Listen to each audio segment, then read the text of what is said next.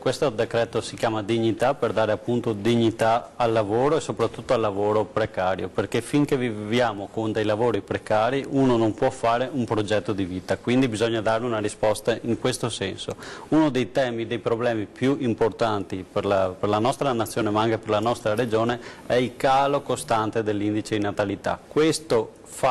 ci deve fare assolutamente pensare che uno dei temi principali è appunto la sicurezza di avere un lavoro. Poi che il lavoro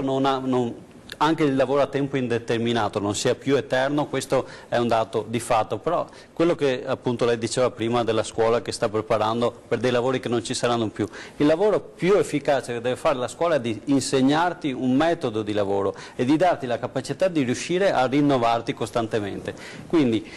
molte delle cose che sono state anche dette prima, fare la confusione tra delocalizzare e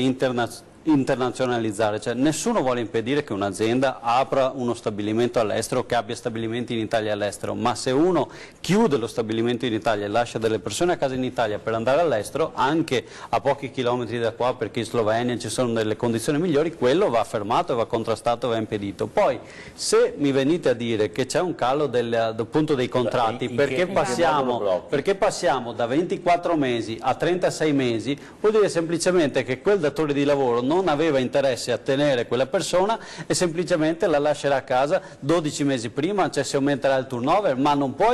possiamo pensare che da 24 a 36 mesi sono quei 12 mesi che fanno diventare indispensabile una persona e quindi la trasformazione a tempo indeterminato. Questo sono secondo me tutto un tirare queste cose un po'